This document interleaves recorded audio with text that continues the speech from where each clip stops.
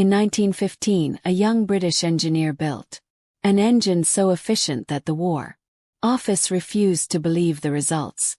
His prototype consumed less fuel, produced more power and ran cooler than anything then in service. Officials assumed there must have been an error in the readings. The engineer was Harry Ricardo and the figures were correct. Britain was deep in the First World War, desperate for reliable engines to power tanks, lorries and aircraft. Most of them overheated, misfired and wasted precious fuel. Ricardo's test engine built in a modest workshop in Sussex seemed to defy all convention. His discovery that the real secret of power lay in how fuel and air mixed before ignition would eventually redefine mechanical engineering. But the time few people outside his small team understood what he had done. Harry Ralph Ricardo was born in 1885 in London into a family that valued invention and science. He studied mechanical sciences at Trinity College, Cambridge, where he quickly developed an obsession with the internal combustion engine. Whilst most students were content to build simple steam experiments, Ricardo spent nights analyzing flame fronts, compression ratios and heat losses. He wanted to know why engines wasted energy and how to stop it.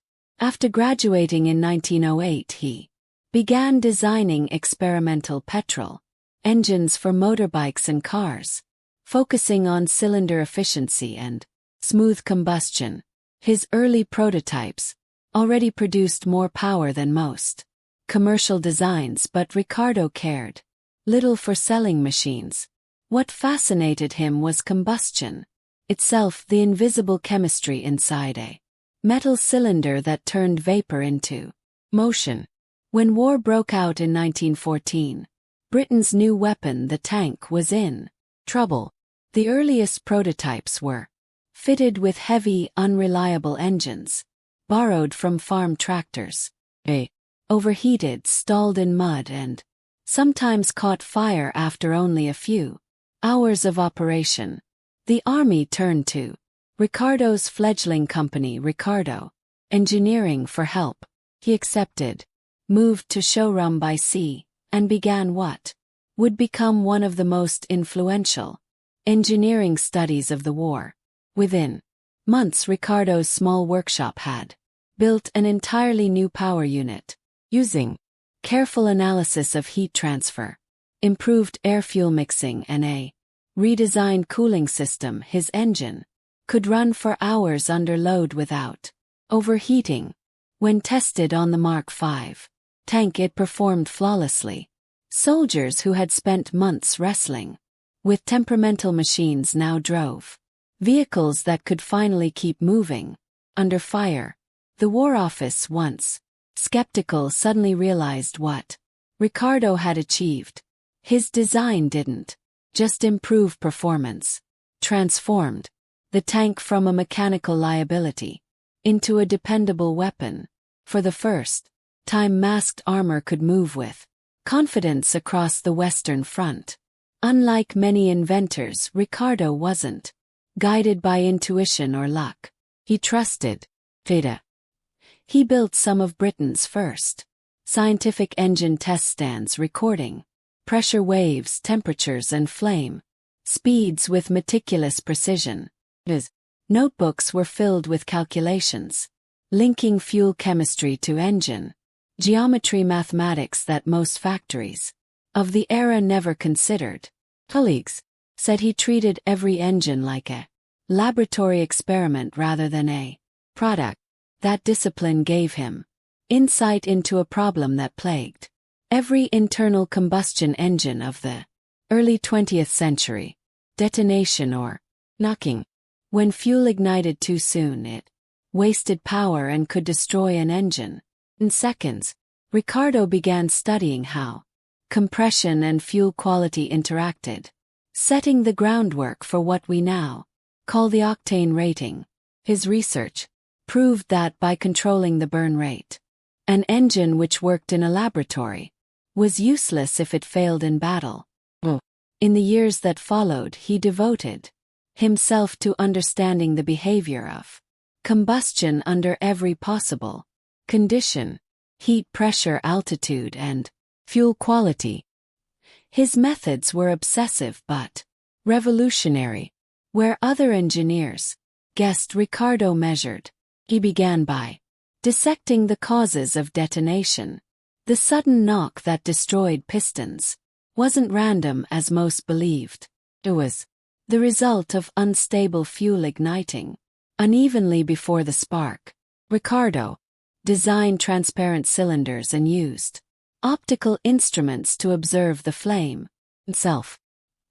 He discovered that the shape of the combustion chamber, the turbulence of the air-fuel mixture, and the volatility of the petrol all determined how smoothly an engine ran. It was the kind of work that no car manufacturer had the patience or precision to carry out, but Ricardo did. By the early 1920s, major British firms were sending him engines to test. Rolls-Royce sought his help on early aero engine projects, while Vauxhall and Crossley consulted him for improving commercial vehicles. His research on octane numbers, a measure of how resistant a fuel is to detonation, became a benchmark for the petrol industry. The higher the octane, the more compression an engine could safely withstand and the more power it could generate. A simple relationship changed the course of engine design for the rest of the century. At the same time, Ricardo began investigating diesel engines. They were still crude and noisy machines, but he saw potential in their thermal efficiency. He worked on combustion chamber shapes that made diesel burn evenly, reducing smoke and increasing power. These experiments laid the foundation for the modern high-speed diesel engine, which would soon dominate commercial transport. By the mid-1920s, his company, Ricardo and Company Engineers, had grown into one of the most respected independent research organizations in Britain. Governments, car makers, and even aircraft manufacturers sent designs to showroom for testing. Every experiment was logged, every anomaly explained. Ricardo believed that engineering was as much about understanding failure as success. If a piston cracked or a valve burned out, he would study it under a microscope until he knew exactly why. The interwar years also saw him advising the Air Ministry, where his knowledge of fuel behavior proved vital. Aircraft engines of the time suffered from detonation at high altitudes where the air was thinner and cooling less effective.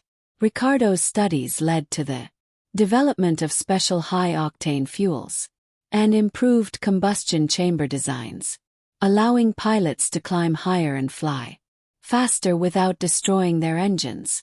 This quiet work in laboratories and hangars would later prove decisive when Britain faced its greatest test. He was now one of the most respected engineers in the country. Ricardo avoided the spotlight. He disliked self-promotion and preferred the company of his instruments and apprentices to banquets or awards. His laboratory was modest but disciplined, every tool in its place, every test documented. Visitors remarked on how calm the building felt, as if the noise of industry had been replaced by the precision of science. By the 1930s, Ricardo's findings were shaping not only military design but also civil progress.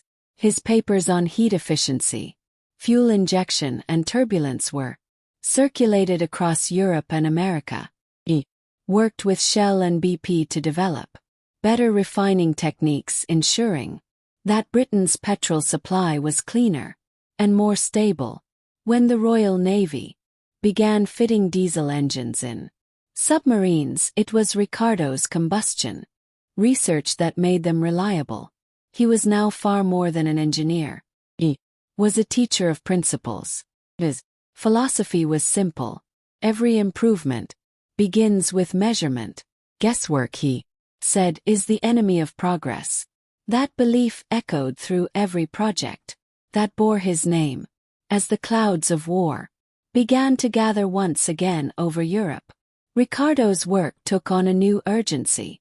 The engines of the coming conflict would need to be faster, tougher, and more efficient than ever before.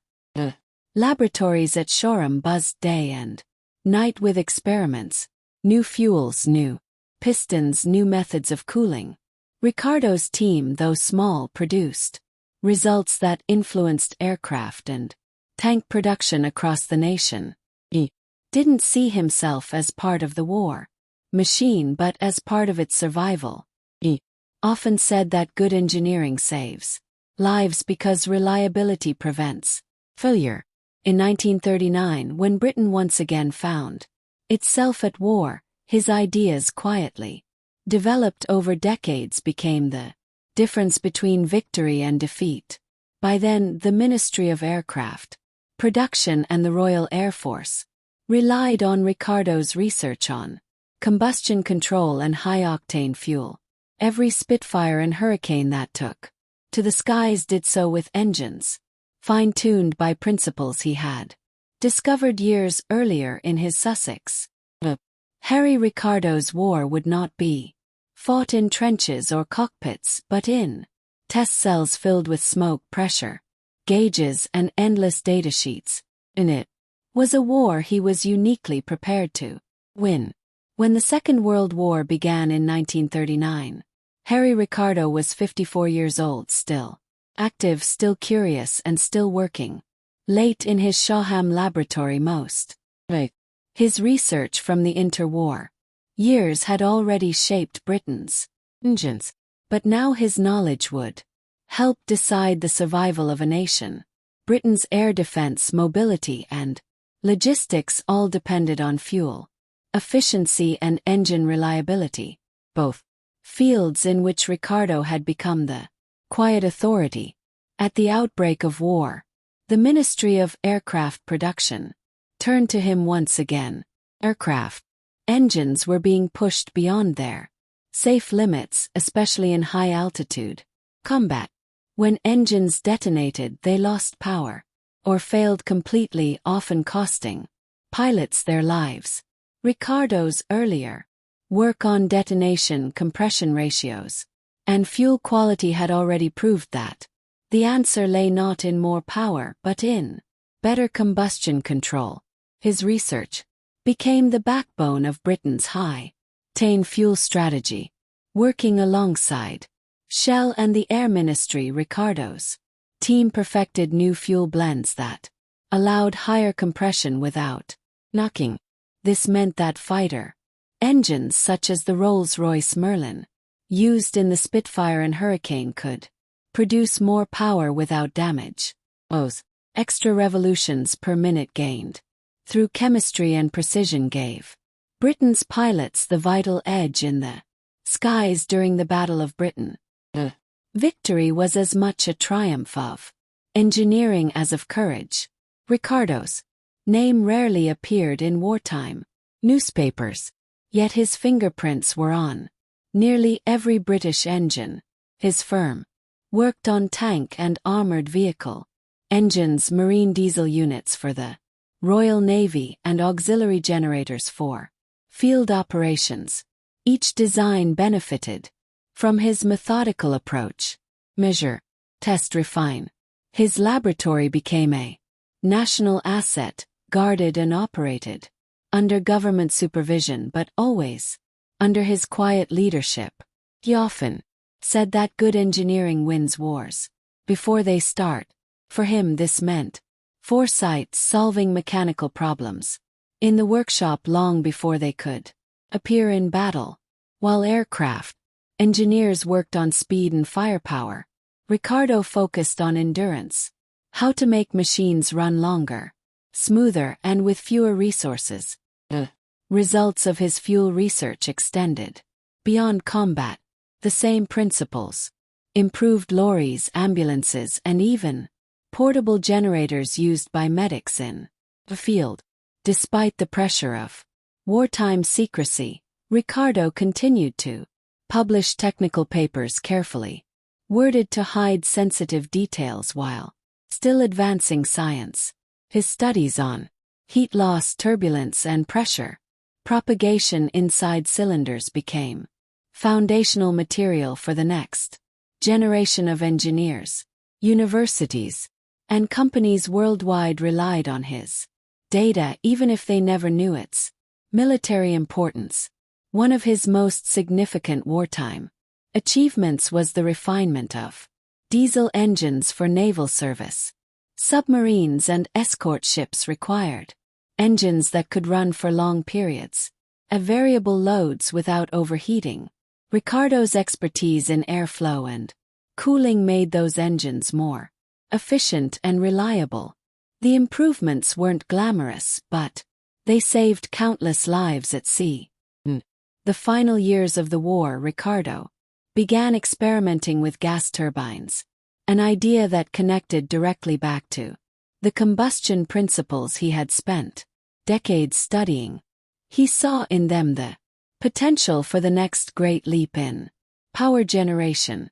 Though his own company focused mainly on piston engines, he maintained close contact with the teams developing the first jet engines. Careful analysis of heat transfer, improved air-fuel mixing, and a redesigned cooling system, his engine could run for hours under load without overheating. When tested on the Mark V tank, it performed flawlessly. Soldiers who had spent months wrestling with temperamental machines now drove vehicles that could finally keep moving under fire. The War Office, once skeptical, suddenly realized what Ricardo had achieved. His design didn't just improve performance, transformed the tank from a mechanical liability into a dependable weapon. For the first time, masked armor could move with confidence across the Western Front. Unlike many inventors, Ricardo wasn't guided by intuition or luck. He trusted data. He built some of Britain's first scientific engine test stands, recording pressure waves, temperatures, and flame speeds with meticulous precision. His notebooks were filled with calculations, linking fuel chemistry to engine geometry, mathematics that most factories of the era never considered. Colleagues said he treated every engine like a laboratory experiment rather than a product. That discipline gave him insight into a problem that plagued every internal combustion engine of the early 20th century: detonation, or knocking. When fuel ignited too soon, it wasted power and could destroy an engine in seconds. Ricardo began studying how compression and fuel quality interacted, setting the groundwork for what we now call the octane rating. His research proved that by controlling the burn rate of fuel, engineers could safely extract far more power from the same engine. By the end of the war, Ricardo's name had quietly spread through the engineering world. His redesigned tank engine became the pattern for future British armored vehicles.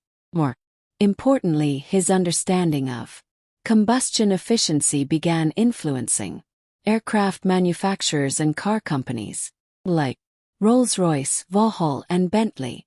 All sought his advice during the 1920s. He didn't chase contracts or publicity. Instead, he focused on refining his scientific methods, publishing technical papers that read more like physics than mechanics. Each paragraph replaced superstition with measurable cause and effect. In a field once dominated by trial and error, Ricardo brought order and mathematics.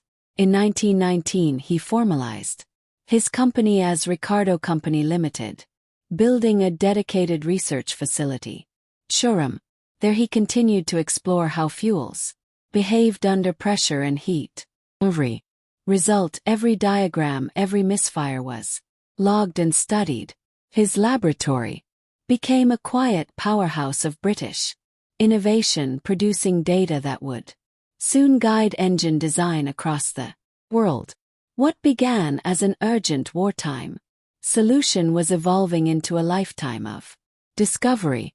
The problems of knocking, efficiency, and power output were not just military concerns.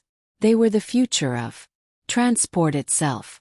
Ricardo understood that as engines became faster and smaller, precision in combustion would decide progress. He had turned the act of burning fuel into a science. And soon, that science would make Britain's engines on land, sea, and air stronger than ever before. After the First World War, Harry Ricardo's reputation as one of Britain's leading combustion specialists was firmly established. The army had seen what his tank engines could do, and industry began to realize that the same scientific approach could transform civilian power as well. His small workshop at Showroom was now a fully equipped research laboratory, a place where engines were no longer built by instinct but by mathematics. The war had taught Ricardo one lesson above all: that reliability mattered more than raw power. The tanks of 1916 had proved that.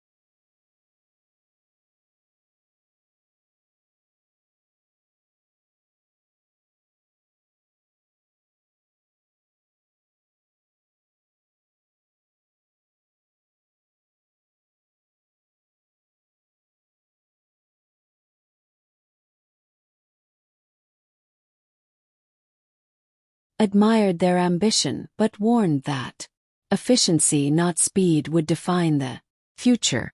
As victory approached in 1945, Ricardo's laboratory remained a place of relentless work rather than celebration. His engineers were already analyzing post-war requirements, civilian, transport, rebuilding industry, and converting military research into peaceful applications. He believed the lessons of war should lead to better technology for ordinary life, quieter engines, cleaner fuels, and machines that wasted nothing. By the end of the conflict, Britain's engine technology was among the most advanced in the world.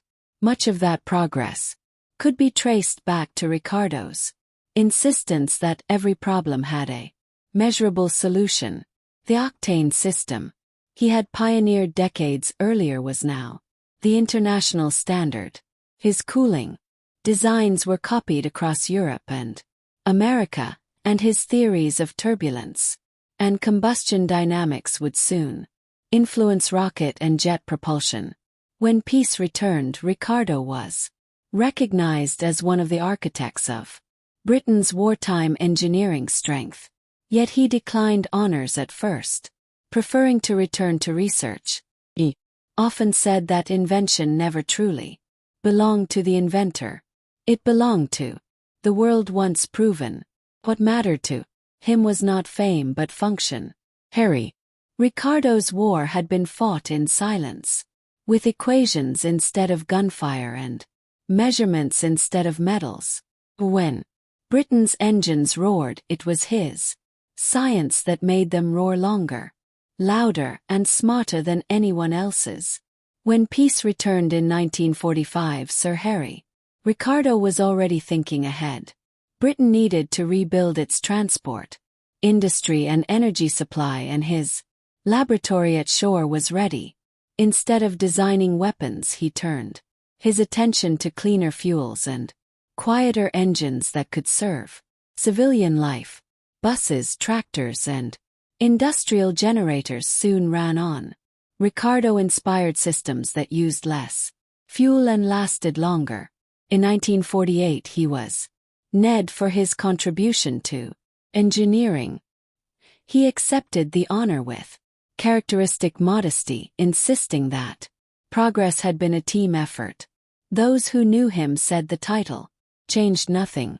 He still arrived early, at the lab, notebook in hand, asking young apprentices what they were measuring that morning. Through the 1950s and 1960s, the world around him shifted from pistons to turbines and from mechanical linkages to electronic control. Yet Ricardo's principles endured. His book, The High-Speed Internal Combustion Engine, remained the standard reference for engineers everywhere, not because it offered formulas but because it taught how to think, observe, test, quantify, refine. He encouraged collaboration between universities and industry, believing that research meant little if it stayed behind closed doors.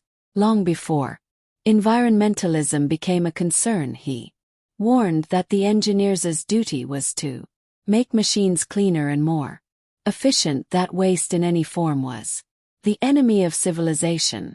Even in his 80s, Ricardo still spent time at the test benches, quietly analyzing pressure traces and noting temperature drops with the same curiosity he'd had as a student at Cambridge. Visitors found it hard to tell where his retirement began because, for him, inquiry was simply a way of living. Sir Harry Ricardo died in 1974, aged 89. He left behind no monuments, only motion engines, textbooks, and a philosophy of precision that shaped the modern world.